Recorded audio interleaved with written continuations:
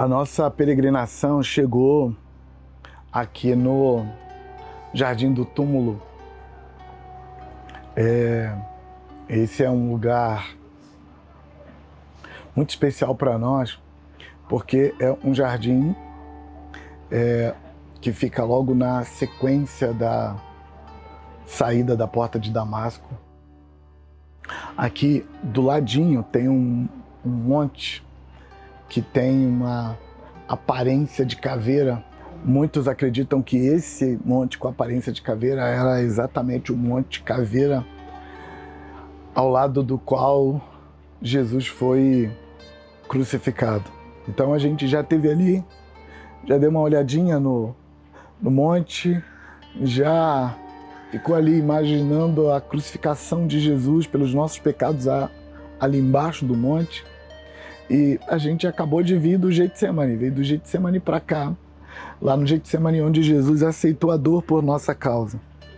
E se você está acompanhando a gente na nossa peregrinação, você também sabe que a nossa palavra de hoje é a palavra prosperidade. Então a gente sai do Getsemane ou do Getsemani e vem para cá, e aqui a gente contempla o Monte Caveira, porque Jesus saiu do Getsemani, levado por soldados, espancado por soldados. Ele foi levado para a casa de Anás e foi julgado e espancado mais. Depois ele foi para a casa de Caifás e foi julgado e espancado mais, ao que tudo indica. Aquele julgamento / espancamento durou praticamente a noite toda, e pela manhã, depois de ser julgado por Anás e Caifás, que era o julgamento judaico, Jesus foi levado à presença de Pôncio Pilatos, e Pôncio Pilatos fez o julgamento romano, e Pôncio Pilatos bateu ainda mais em Jesus,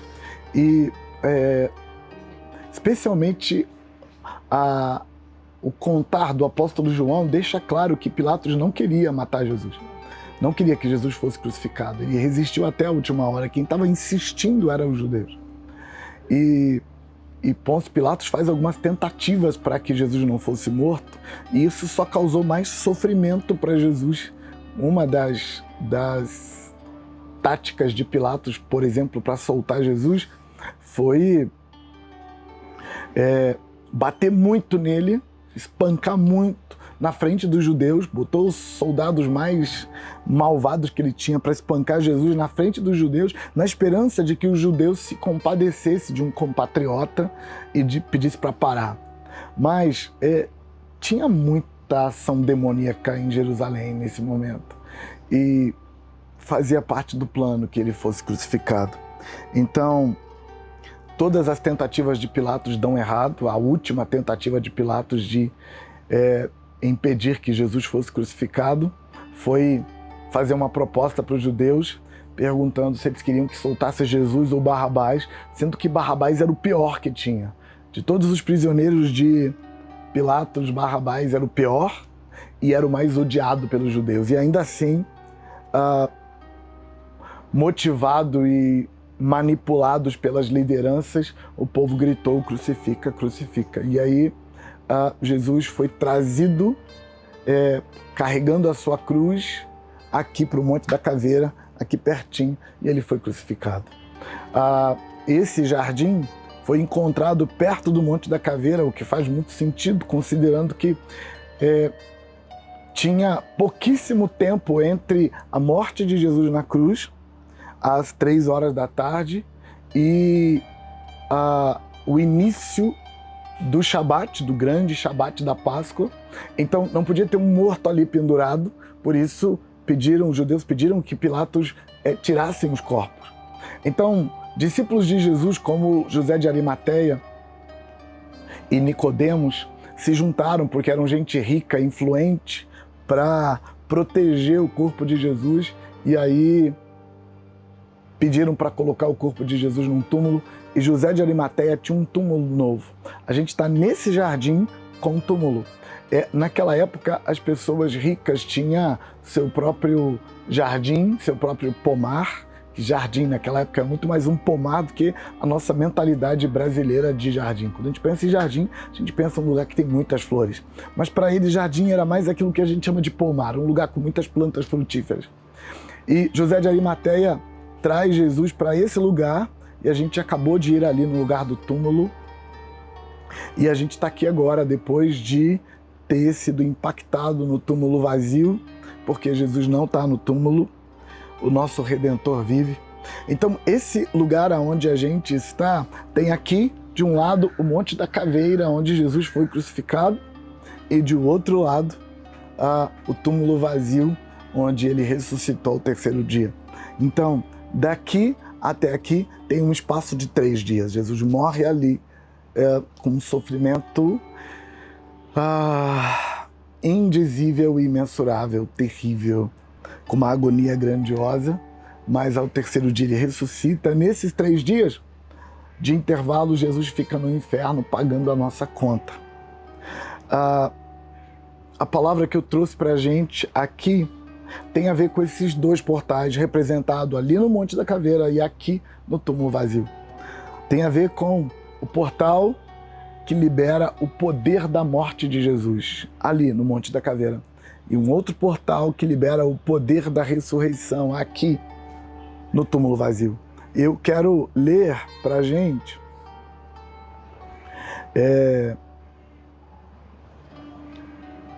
um texto que está em Romanos capítulo 6. E eu quero ler esse texto. Romanos 6, versículo 6, versículo 8 e depois o versículo 11. Romanos 6. Se você tiver um tempinho depois, eu recomendo que você leia todo o capítulo 6 de Romanos, mas eu vou ler só esses 3 versículos. O versículo 6 diz assim: pois sabemos que o nosso velho homem foi crucificado com ele, para que o corpo do pecado seja destruído e não mais sejamos escravos do pecado. Pois quem morreu, diz o versículo 7, morreu, foi justificado do pecado. Ora, versículo 8, se morremos com Cristo, cremos que também com ele viveremos. Da mesma forma, versículo 11, considerem-se mortos para o pecado, mas vivos para Deus em Cristo Jesus. A ideia por trás do capítulo 6 de Romanos é Paulo tentando explicar o batismo. Inclusive, se você quer um texto do Novo Testamento para deixar o batismo claro, é Romanos capítulo 6. No capítulo 6 inteiro, ele começa, logo no início do capítulo 6, no versículo 3, ele começa dizendo: vocês não sabem que vocês que se batizaram em Cristo Jesus foram batizados na morte dele? E a ideia de Paulo, ao explicar o batismo, é mostrar que a simbologia do batismo acessa 2 poderes. Acessa o poder da morte de Jesus e acessa o poder da ressurreição. O que Paulo quer dizer quando ele fala do batismo é que quando a pessoa é mergulhada na água, ela está dizendo para o mundo espiritual: eu morri. Então, toda a minha conta foi paga, e ela foi paga porque Jesus morreu no meu lugar, Jesus foi ao inferno no meu lugar. Mas o batismo também significa, quando a pessoa levanta da água, ela está dizendo: eu ressuscitei, estou vivo para viver uma vida que não é minha, para viver uma vida que é a vida de Jesus. Para exemplificar a verdade exposta no batismo, no capítulo 6 de Romanos, que eu te recomendo ler o capítulo inteiro, no meu livro Verdades Fundamentais, no capítulo 9, eu tenho um capítulo inteiro só para explicar a simbologia, a profunda simbologia do batismo. E naquele capítulo, para explicar isso, eu conto uma ilustração. Porque verdades muito profundas precisam de ilustrações para entender, senão não faz sentido. Naquela ilustração, que conto lá no meu livro Verdades Fundamentais, eu falo de um homem que foi condenado à morte num desses países aí cujas leis são muito diferentes das nossas. E nesse país, um homem condenado à morte poderia ser substituído por alguém que voluntariamente aceitasse o lugar dele. Então, quando os juízes condenam esse homem à morte, os juízes gritam para a multidão que assiste o julgamento: Os juízes estavam numa plataforma alta, junto com o condenado, e as pessoas estavam embaixo, observando, e os juízes decretam a condenação. Esse indivíduo está condenado à morte. Alguém substituirá o condenado. E aí uma pessoa no meio da multidão levanta a mão e diz: eu substituirei o condenado. E ele é chamado para a plataforma, e quando ele está sobre a plataforma, ele diz para os juízes: eu substituirei o condenado, mas eu tenho uma condição. Eu vou morrer no lugar dele, mas ele vai viver no meu lugar. Eu tenho sonhos, eu tenho projetos, eu tenho planos, eu tenho ambições, e eu vou morrer no lugar dele, mas ele vai viver para cumprir os meus sonhos, meus projetos, minhas ambições. Tudo que eu quero da vida agora vai ser o que ele quer da vida, porque agora ele vai viver a minha vida considerando que eu estou morrendo no lugar dele. Então, o condenado levanta a mão e diz para o juiz: senhor juiz, eu aceito a oferta dele de morrer no meu lugar, mas eu não tenho a menor condição de viver no lugar dele. E eu não posso viver no lugar dele porque ele é um homem rico, é um homem influente, ele tem muitos recursos, o nome dele é conhecido e respeitado. Então, como eu vou viver os sonhos dele, viver os planos dele, os projetos dele, as ambições dele, se eu não tenho dinheiro para pagar as contas que vai gerar isso, se eu não tenho recursos, se eu não tenho um nome, se eu não tenho nada, eu não sou ninguém. Então aquele homem que ia morrer no lugar do condenado disse: você terá tudo o que precisa para viver no meu lugar, porque ao morrer eu deixo para você meu poder, meus bens, meu nome, minha influência, tudo que eu sou, você será. Mas você precisa viver para cumprir o que eu ia viver para cumprir. Essa ilustração termina assim: e eles foram felizes para sempre. A moral da história, dessa história, é que o que é simbolizado no batismo aparece nessa história com duas realidades. Número um, o poder da morte de Jesus cancela a nossa conta. Quando Jesus morre no nosso lugar, ele cancela o nosso passado. A gente não tem mais passado para viver. Mas Deus nos chama para ser filho de Deus como Jesus era. Nós entramos no corpo de Jesus a partir do momento que nosso passado está cancelado e a gente agora tem o poder de uma nova vida.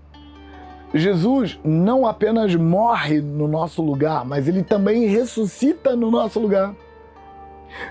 Então nós recebemos o poder da morte de Jesus representado aqui no Calvário, que é o poder que cancela a nossa conta, que cancela o nosso passado. E quando a gente aceita esse sacrifício, nós estamos dizendo para as regiões celestiais que a gente não tem mais passado, que não tem mais cobrança para nós, que seja lá o que for que as trevas tinham contra nós, não tem mais.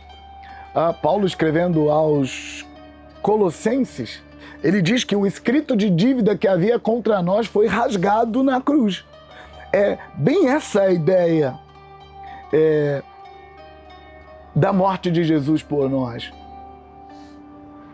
A nossa conta foi cancelada na cruz.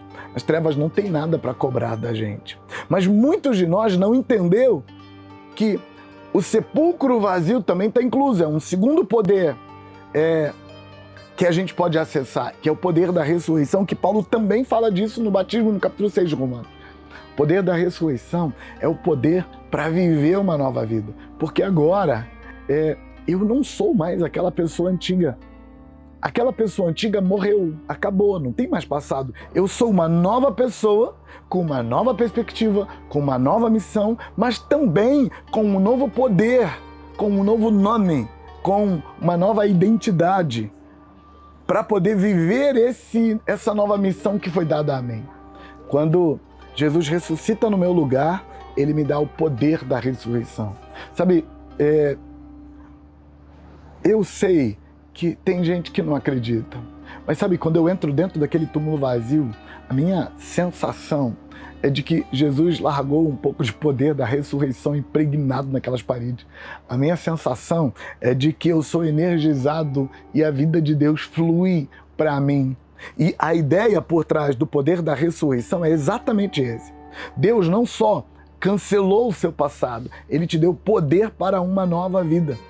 Não é só o poder da morte de Jesus que foi colocado à sua disposição, mas também o poder da ressurreição de Jesus foi colocado à sua disposição. Na nossa ilustração, o indivíduo não só teve o crime dele cancelado, não só teve o passado dele cancelado, não só teve as contas dele canceladas, mas agora, quando ele for fazer uma negociação, ele não vai usar o nome dele, ele vai usar o nome de outra pessoa. Quando ele for fazer uma imposição, quando ele for dar ordem para funcionários e empregados, quando ele for dar voz de comando, quando ele for fazer aquisições, não é o dinheiro dele que vai estar na conta, é o dinheiro de quem morreu por ele. Não é a autoridade dele, é a autoridade de quem morreu por ele. Então Jesus não apenas morreu para cancelar o nosso passado, Ele também nos deu uma nova vida com um conjunto novo de ferramentas. Sabe, algumas pessoas acham que quando elas confrontam um demônio e dizem: demônio, sai daí em nome de Jesus, que o demônio saiu porque ela é uma pessoa melhor, porque ela é mais santa, porque ela... Não! O nome que você pronuncia é o de Jesus. Mas isso não serve só para as trevas. O nome novo que você ganhou, a pessoa nova que você se tornou, não é apenas para fazer as trevas calarem. Não! Esse nome novo também é usado quando você vai receber e buscar os benefícios da luz. Toda vez que você faz uma oração e clama aos céus, clama ao Deus de Abraão, você sempre fecha dizendo: em nome de Jesus. Por quê? Porque o nome que você usa para entrar diante do Pai Celestial também não é o seu, é o dele.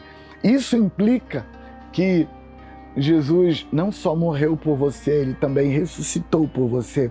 Não é só o Calvário que faz efeito na sua vida, o túmulo vazio também faz efeito na sua vida. Essas duas simbologias estão nesse lugar para dizer para nós que Jesus morreu no nosso lugar e Ele ressuscitou para nos dar uma vida nova. Uma vida que não é nossa, uma vida que a gente está vivendo para Ele, mas é uma vida nova, é um poder novo, é um conjunto de ferramentas novas para a gente viver para Ele. O apóstolo Paulo, escrevendo ainda para os Romanos, a gente estava falando do capítulo 6 de Romanos, que eu recomendo muito que você leia o capítulo todo de Romanos, capítulo 6. Mas se você pular para o capítulo 8 de Romanos, no versículo 11, Paulo diz assim: e se o Espírito daquele que ressuscitou a Jesus dentre os mortos habita em vocês, se o Espírito daquele que ressuscitou a Jesus dentre os mortos habita em vocês, ele está dizendo que tem um poder habitando em nós, que ele vem a partir da ressurreição de Jesus. Aquele que ressuscitou Jesus dentre os mortos, ao ressuscitar Jesus dentre os mortos, colocou à minha disposição o mesmo poder que ressuscitou a Jesus dentre os mortos. Estou lendo ainda Romanos 8:11. Aquele que ressuscitou a Jesus dentre os mortos também dará vida aos seus corpos mortais por meio do seu Espírito que habita em vocês. A ideia de Paulo em Romanos 8:11 é de que o poder da ressurreição está tão disponível para a gente quanto o poder da morte. A nossa cultura aprendeu a valorizar o poder da morte. E não está errado, é para valorizar mesmo o poder da morte. Porque se não tiver o poder da morte, seus pecados não são perdoados. Satanás tem muita coisa para cobrar de você. Seus inimigos podem vencê-lo e destruí-lo a qualquer momento, porque o seu passado te condena. Não queria ser eu a contar, mas a verdade é essa. O seu passado te condena. Mas por causa do poder da morte de Jesus, nosso passado foi cancelado, então ele não nos condena mais. Mas a maioria de nós, por causa da nossa cultura, sabe valorizar o poder da morte. O que a maioria de nós não sabe valorizar é o poder da ressurreição. porque Jesus também ressuscitou por nós. E o resultado disso, porque a gente só sabe que Jesus morreu por nós, o resultado disso é que a gente aceita o poder da cruz, aceita que Ele cancelou os nossos pecados, aceita que a gente não tem mais passado, aceita que agora a gente vai viver uma vida nova, mas a gente não tem poder para viver essa vida nova, porque a nossa fé não alcança isso. A nossa fé está tentando viver a nova vida na força do braço. A nossa fé está tentando viver a nova vida no poder da nossa própria capacidade humana. E é muito importante você entender, Jesus não apenas cancelou o seu passado, Ele também te deu poder para viver um novo futuro. E isso está representado aqui. A gente olha para o Calvário ali, a gente olha para o túmulo vazio aqui, e cá estamos nós desfrutando do poder desses dois portais, dessas duas revelações, dessas duas verdades. Essas duas coisas nos abençoam aqui. E a pergunta é, o que isso tem a ver com a palavra de hoje, que é prosperidade? A prosperidade é basicamente o poder da ressurreição que só opera na nossa vida quando a gente cancela o nosso passado, quando a gente cancela o nosso pecado. Então, aqui a gente descobre que Jesus ressuscitou no terceiro dia para entregar para nós a prosperidade, o conjunto inteiro de ferramentas para a gente cumprir uma nova missão. Mas essa nova missão que Ele nos deu e esse poder para viver a missão só faz efeito se o nosso passado tiver sido cancelado no Calvário. Aqui, Deus nos convida a deixar que o poder da morte cancele o nosso passado e aceitar o poder da ressurreição e aceitar que o dinheiro que a gente precisa para fazer o que a gente tem que fazer não vem de nós, vem dele. Que a inteligência, a sabedoria, o conhecimento, a influência, nada disso vem de nós. A graça divina produz isso em nós através desses dois grandes momentos. Jesus morreu no Calvário, Jesus ressuscitou do túmulo vazio e Ele deixou liberado para nós o poder da morte e o poder da ressurreição. Nós estamos aqui, nesse lugar, e daqui desse lugar eu oro por você, eu oro por nós e eu clamo para que essa peregrinação faça na sua vida um efeito sobrenatural.